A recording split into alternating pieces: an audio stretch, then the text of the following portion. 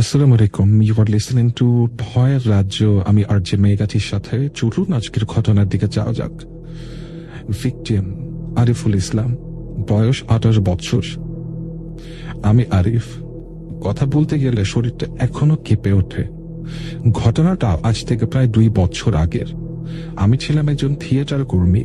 হঠাৎ মানসিক ভারসাম্য হারিয়ে ফেলি। ডাক্তার বলল ট্রমা থেকে স্কিজোফ্রেনিয়া হতে পারে। পরিবার আমাকে ভর্তি করায় এক পুরনো মানসিক হাসপাতালে, চাপাই নবাবগঞ্জের এক কোনায়। আগে রাজশাহী কেন্দ্রের শাখা। হাসপাতালটা একটা ওয়ার্ড, যেটার নাম ওয়ার্ড নাম্বার 5। সবার মুখে শোনা যেত সেখানে যারাই থাকে রাত কাটে না তাদের শান্তিতে। আমি প্রথমে পাত্তা দেইনি, কিন্তু ভর্তি হওয়ার 3য় রাতেই বুঝলাম এটা শুধু রোগ নয়, এখানে আরো কিছু আছে। রাত 2টায় পেরোতে হঠাৎ ঘুম ভেঙে গেল। এক অদ্ভুত গন্ধ, পোড়া পোড়া পাথরের মতো ধোয়া আর গরুর রক্তের মতো। আমি উঠে বসলাম। দেখি আমার পাশের বেডে কেউ বসে আছে চাদর গায়ে আর মুখটা অন্ধকারে ঢাকা।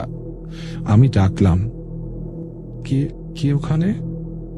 সে বলল, আমার ওষুধ কোথায় রেখেছো আরিফ? আমি তো ও আমার নাম জানলো কিভাবে? আমার বেল টিপে নার্স ডাকতে যাব, দেখি সম্পূর্ণ বোতামটাই গায়েব। আস্তে আস্তে মাথাটা তুলল সে। চোখ নেই, গর্তের মতো খালি, কিন্তু গলা একসাথে 3-4 জনের কণ্ঠস্বর, আর ঠান্ডা, ধীরে ধীরে, তুমি চলে আসছো আমার ঘরে, এবার আমি যাব তোমার ভেতরে।